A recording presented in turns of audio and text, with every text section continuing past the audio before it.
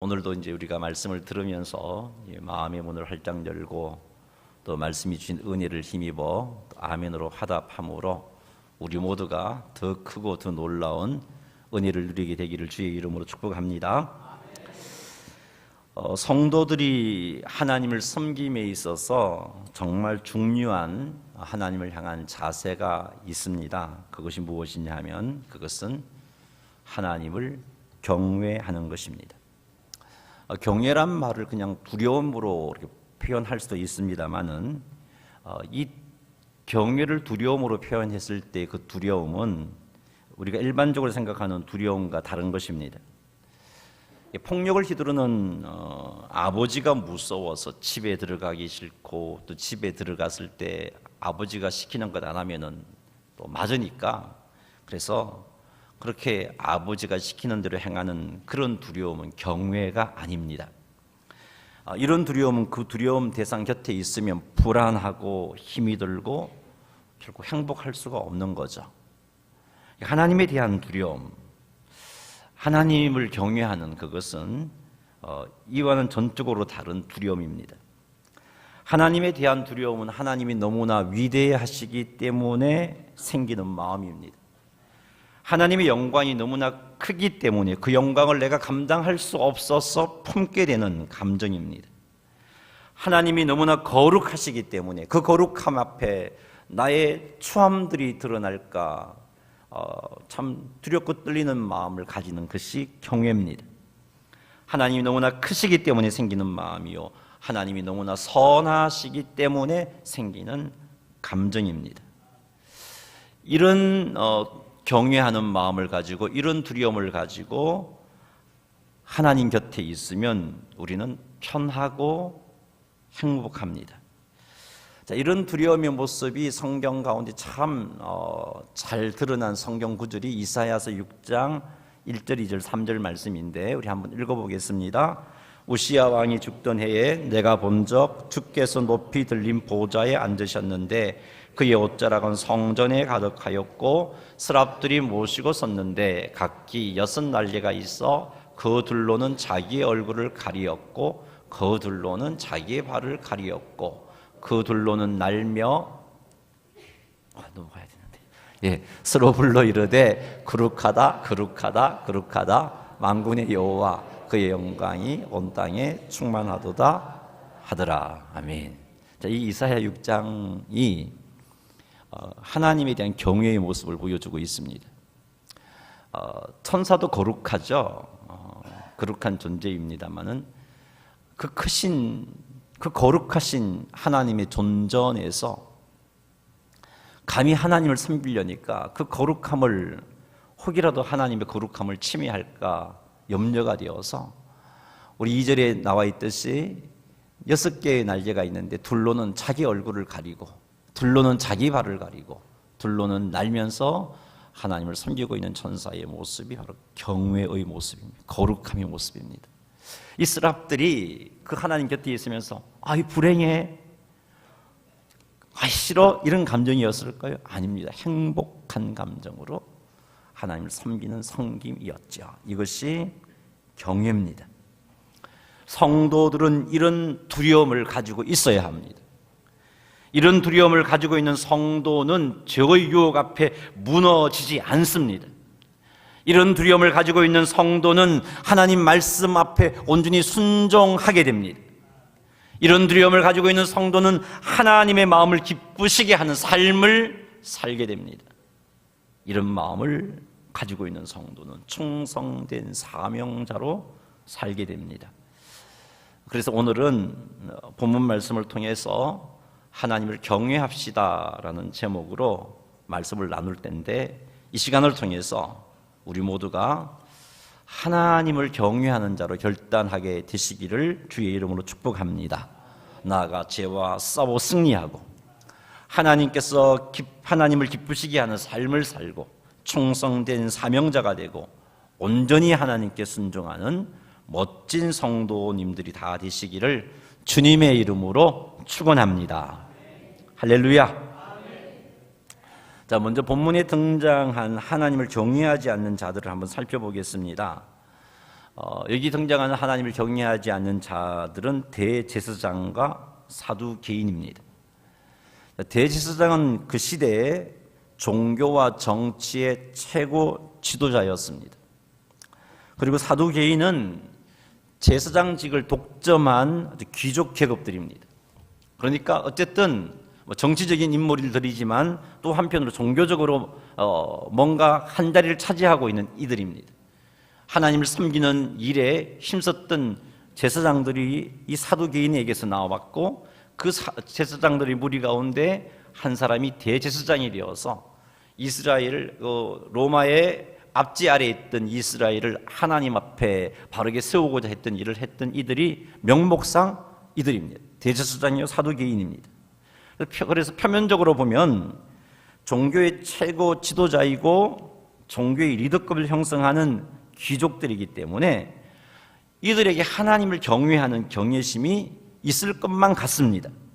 그런데 이들이 살아가는 삶을 살펴볼 때 이들에게는 하나님을 경외하는 마음이 전혀 없음을 알 수 있습니다. 대제사장인데요. 제사장들의 무리들이 여기서 나온 사두개인들인데 왜 이렇게 되었을까? 우리는 여기에서 하나 명심해야 할 것이 종교적으로 영향력을 끼치는 자리와 하나님을 경외함은 아무런 상관이 없다는 것을 알아야 합니다. 대제사장이라고 자연스럽게 그냥 하나님을 경외하는 삶을 사는가? 아니라는 거죠. 제사장직을 독점했다고 하나님을 경외하는 삶을 자연스럽게 그렇게 사는가? 그것 아니라는 겁니다. 우리에게 한번 적용을 해볼까요? 말씀을 선포하는 목사님들은 다 하나님을 경외하는 삶을 사는 것인가? 아니라는 거죠. 장로님들, 권사님들, 안수집사님들은 다 장로이기 때문에, 안수집사이기 때문에, 권사님이기 때문에 다 경외하는 삶을 자연스럽게 사는 자인가? 아니라는 것이죠. 직분이 하나님을 경외하도록 보장해 주지 않습니다. 그러니 저를 포함한 모든 직분자들은 자신의 직분 그것을 보고서 나는 그래도 남보다는 더 하나님을 경외하는 자라고 그 직분만을 보고 그렇게 판단해서는 안 됩니다.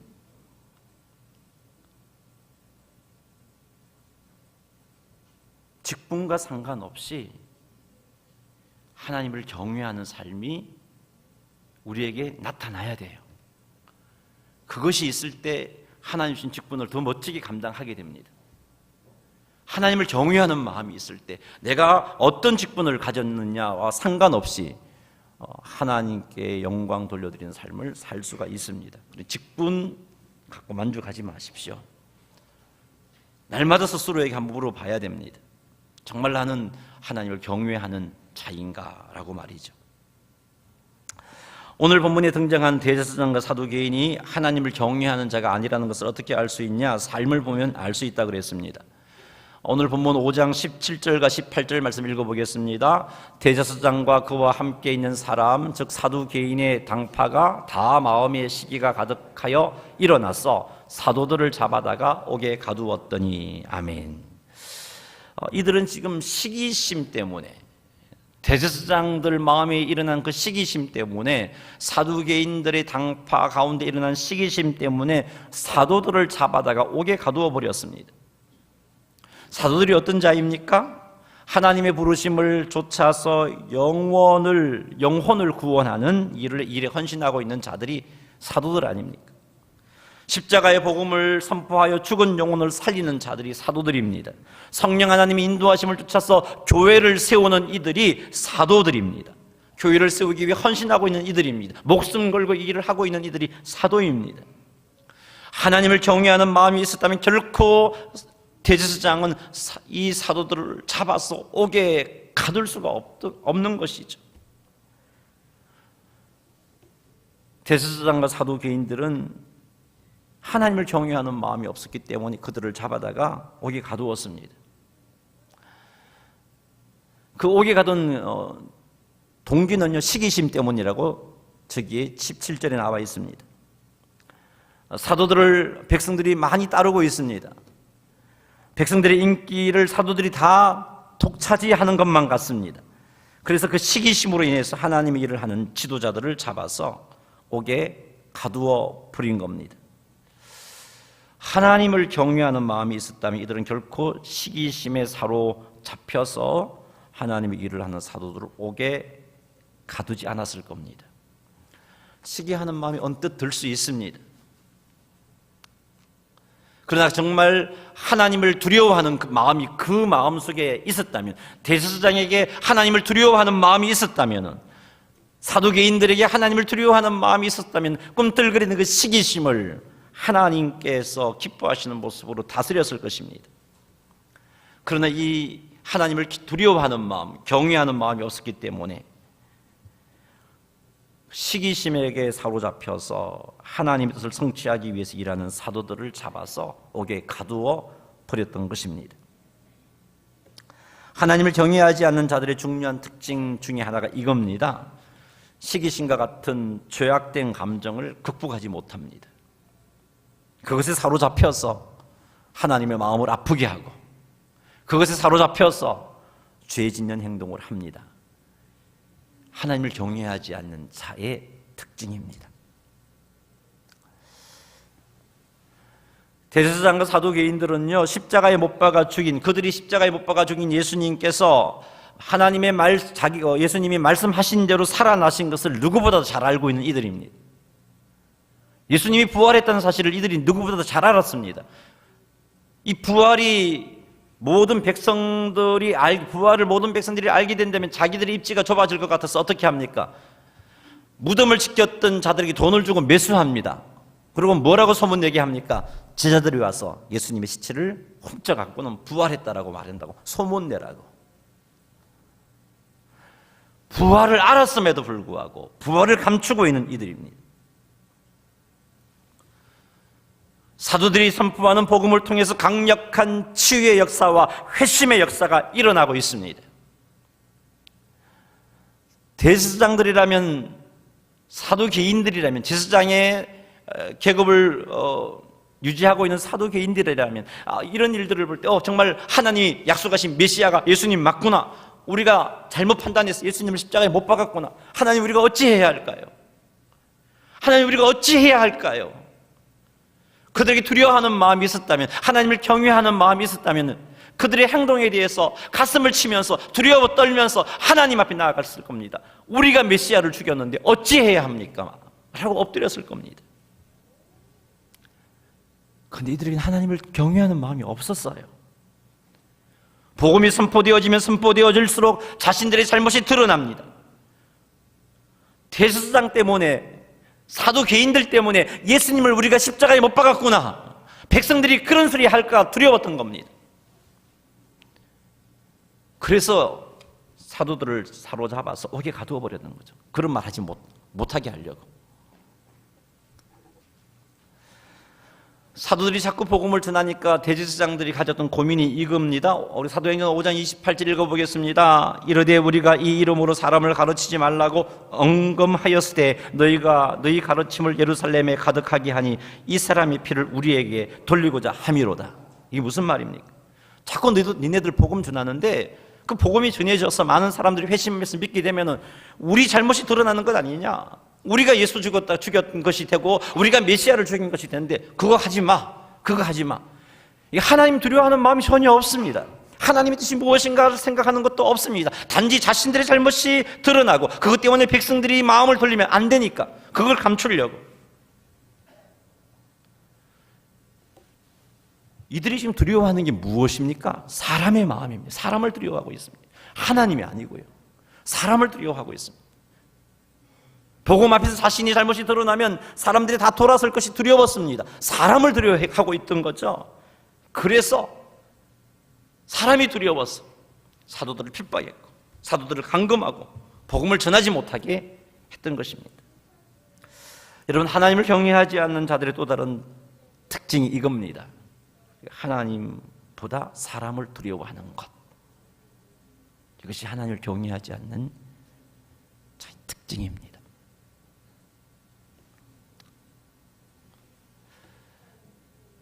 우리의 삶 가운데 죄악된 감정을 내가 다스리지 못하고 그 감정에 사로잡혀서 행동하고 있다면,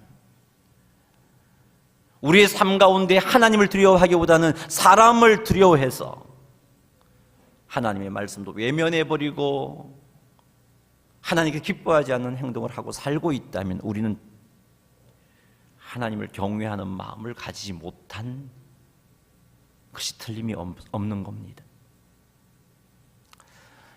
대제사장과 사두개인들은요, 죄악된 감정을 다스리지 못했습니다. 하나님보다 사람을 더 두려워했습니다. 그러다 보니까 대제사장임에도 불구하고 그 시대의 최고의 종교 지도자의 자리에 앉아 있음에도 불구하고 제사장의 자리를 독점하고 있었음에도 불구하고 그들이 행하는 일은 하나님을 대적하는 일이었습니다. 대제사장이 말이죠. 자신들의 잘못을 돌이키지 않고 감추려고 하다 보니까 또 다른 죄를 짓고 하나님의 뜻이 이루어지는 것을 막고자 하는 열심을 내는 결과를 낳고 말았던 것입니다. 우리도 별 수 없어요, 여러분. 우리도 별 수 없어요. 하나님을 경외하는 마음이 없으면 우리도 별 수 없습니다. 하나님을 경외하는 마음 없으면 목사도 별 수 없어요, 여러분.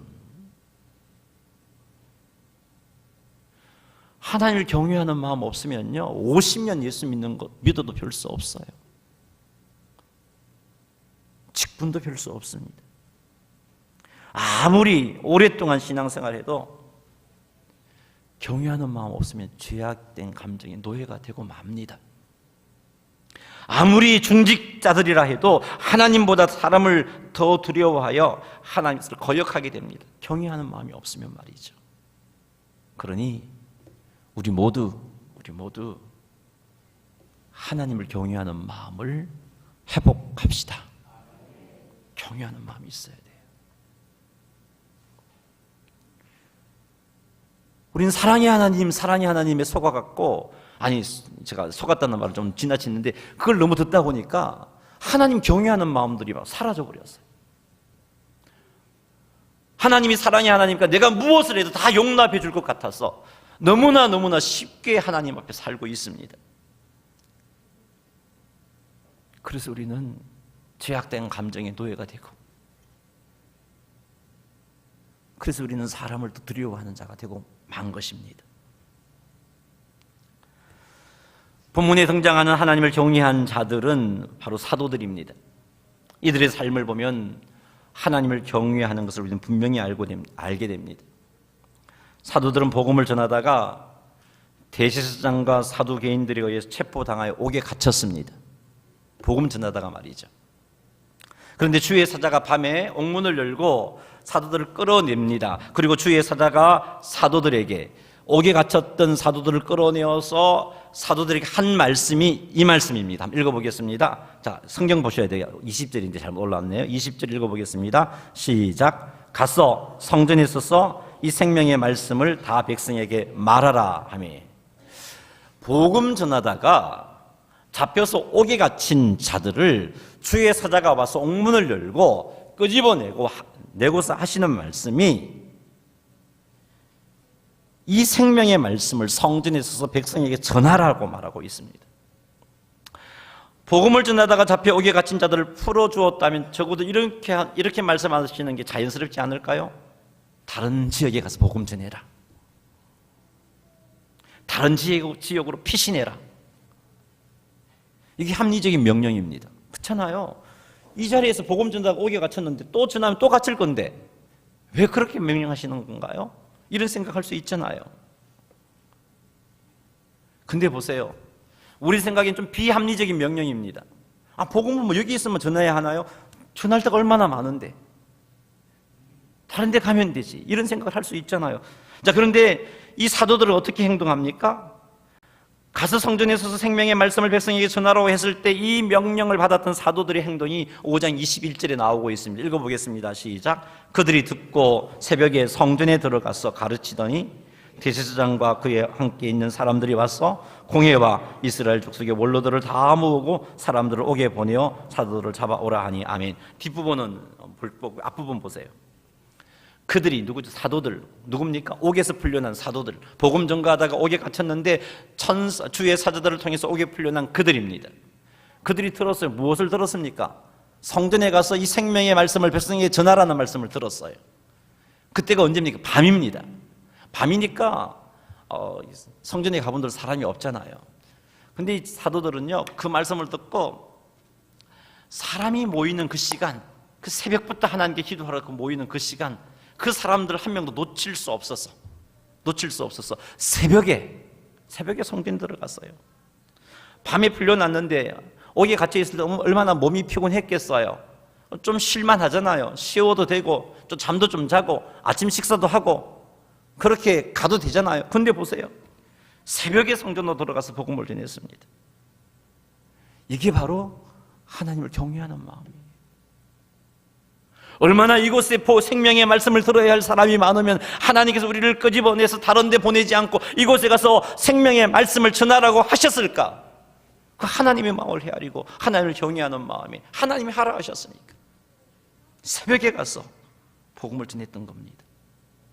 하나님을 경외하면 이렇게 복음을 전함으로 인해서 또 체포될 텐데 하는 염려와 두려움을 극복하게 됩니다.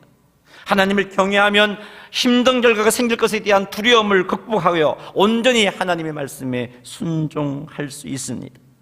사랑하는 성도 여러분, 우리도 하나님을 경외하는 마음이 충만해져서 이렇게 사도들처럼 하나님의 말씀에 온전히 순종하는 삶을 사시는 여러분 되기를 주의 이름으로 축복합니다. 하나님 말씀에 온전히 순종함이 풍성하게 되기를 주의 이름으로 축원합니다. 하나님을 경외하는 자들에게서 볼 수 있는 또 다른 삶의 모습은요, 사람을 두려워하지 않는 겁니다. 예수님께서 십자가에 달리실 때 베드로는요, 사람을 두려워했습니다. 3년 동안 예수님과 함께 했지만 하나님을 경외하는 마음이 없었어요. 그래서 하나님보다는 어린 여자 종이 더 두려웠어요. 그래서 예수님을 모른다고 3번이나 부인하며 저주하며 부인했던 인물이 베드로입니다. 그러나 그가 예수 그리스도의 부활을 체험하고 부활하신 예수님을 만나고 그리고 부활하신 예수님의 명령을 쫓아서 간절하게 기도함으로 성령의 기름 부으심을 받고 나니까 하나님에 대해서 알게 되고 말씀이 깨달아지고 하나님을 알고 말씀이 깨달아지니까 하나님에 대한 경외심이 충만하게 됩니다. 그래서 제사장들과 사두개인들이 베드로에게 위협하면서 복음 전하지 마 라고 위협했을 때 베드로가 이렇게 대답합니다. 읽어볼까요? 베드로와 요한이 대답하여 이르되 하나님 앞에서 너희의 말을 듣는 것이 하나님의 말씀을 듣는 것보다 옳은가 판단하라. 아멘. 어린 여종이 두려워 예수님을 모른다고 3번 부인했던 이들이 그 시대의 최고의 종교 지도자들과 공회 앞에서 베드로가 이런 대답을 합니다. 위협하는 그들 앞에서 너희의 말을 듣는 것이 옳으냐 하나님 말씀 듣는 것이 옳으냐 너희들 한번 판단해봐라. 니네들 대제사장 아니냐 제사장 아니냐 사도개인 아니냐 라고 담대하게 말하면서 복음 전하는 것을 굽히지 않습니다. 이게 바로 하나님을 경외함입니다. 사랑하는 성도 여러분, 우리도 사람의 말보다 하나님의 말씀을 듣는 자가 될 수 있도록 하나님을 경외하는 자가 되시기를 주의 이름으로 축원합니다. 뿐만 아니라 사람이 두려워 하나님을 대적하는 자가 되지 않도록 하나님을 경외하는 자가 되기를 주의 이름으로 축원합니다. 자, 그러면 어떻게 하면 우리가 하나님을 경외할 수 있을까? 경외하는 자가 될 수 있을까? 어떻게 해야 할까요? 경외하기를 배워야 돼요, 여러분. 배워야 됩니다. 어떻게 배울 수 있을까요? 신명기 4장 10절 말씀 읽어보겠습니다. 내가 호렙산에서 내 하나님 여호와 앞에 섰던 날에 여호와께서 내게 이르시기를 나에게 백성을 모으라. 내가 그들에게 내 말을 들려주어 그들이 세상 사는 날 동안 나를 경외함을 피우게 하며 그 자녀에게 가르치게 하리라. 아멘. 아멘. 보세요. 하나님 경외함을 배우게 한다는 표현이 있는데 어떻게 해서 하나님 경외함을 배우게 한다고 말씀하고 있어요? 내 말을 들려주어. 하나님의 말씀을 들려줄 때, 하나님의 말씀을 들려줄 때 하나님 경외함을 배우게 되는 거예요. 신명기 17장 18절 19절도 같은 표현입니다. 한번 읽어보겠습니다. 그가 왕위에 오르거든 이 율법서의 등사본을 너희 사람 제사장 앞에서 책에 기록하여 평생에 자기 옆에 두고 읽어 그의 하나님 여호와 경외하기를 배우며 이 율법의 모든 말과 이 규례를 지켜 행할 것이라. 아멘. 어떻게 하면 하나님 경외하기를 배웁니까? 하나님의 말씀을 읽을 때, 수시로 곁에 두고 말씀을 읽을 때, 신명기 4장에서는 하나님의 말씀을 들려줄 때, 들을 때, 신명기 17장에서는 말씀을 읽을 때 경외하기를 배우게 되는 거예요. 신명기 31장 13절도 한번 읽어보겠습니다. 또 너희가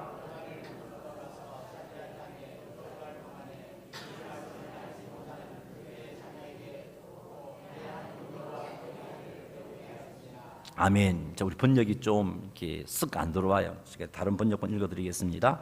너희가 요단강을 건너가서 차지하는 땅에 살게 될 때에 이 율법을 알지 못하는 너희 자손도, 율법을 알지 못하는 자기 자손들에게 그들도 듣고 배워서 무엇을요? 율법을 듣고 배워서 주님을, 주 너희 하나님을 경외하게 하라라고 그렇게 말씀해 주고 있습니다.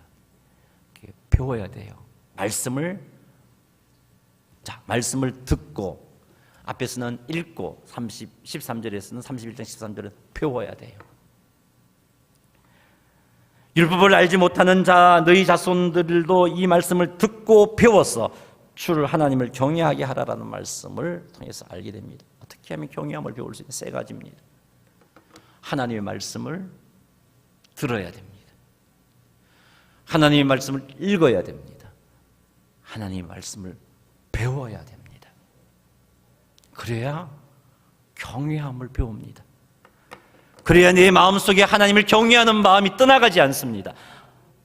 그 경외하는 마음이 나를 주장하게 됩니다. 주장해야 사람을 두려워하지 않고 하나님 앞에 온전한 모습으로 서게 되는 거죠. 경외하는 마음이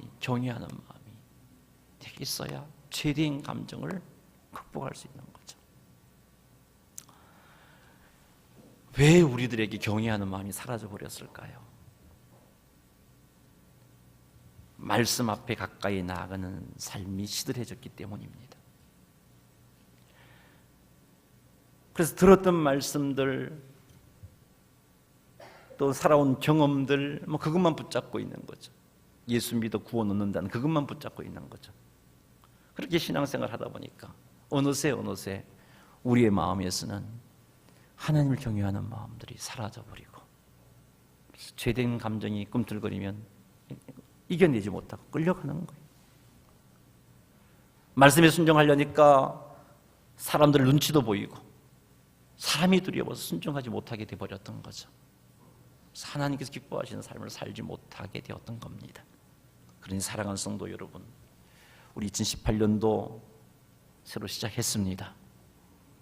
하나님 경외함을 배웁시다. 배우려면요, 말씀을 가까이 하셔야 돼요. 그래서 여러분, 작년에 성경 통독 하신 분 그래도 많습니다. 근데 더 많았으면 좋겠어요. 오늘도 여러분 들어올 때 셀 교재와 함께 성경 통독 문제를 받으셨는데 7문제 나갔어요. 그 말씀을 통해서 하나님, 그 말씀을 읽을 때 경외함을 배운다 그랬잖아요. 그러니까 여러분 한번 해보세요. 이게 엄청난 시간이 필요한 게 아니고요, 마음이 문제입니다. 마음만 있으면 하루에 넉 장 읽을 수 있습니다. 그래서 우리 모두가 이해를 좀 할 수 있으면 좋겠어요. 이번엔 청년들도 좀 많이 좀 참석했으면 좋겠고, 우리 유치동부도 좀 하다가 좀 이렇게 시들시들해졌는데 작년에 우리 모두가 좀 이 일을 좀 했으면 좋겠어요. 말씀을 읽어야죠. 그리고 여러분 될 수 있다면 말씀을 듣는 자리에 적극 참석하십시오. 들어야 돼요. 들어야 돼요. 공예배에 열심히 참석하셔서 말씀을 들어야 됩니다.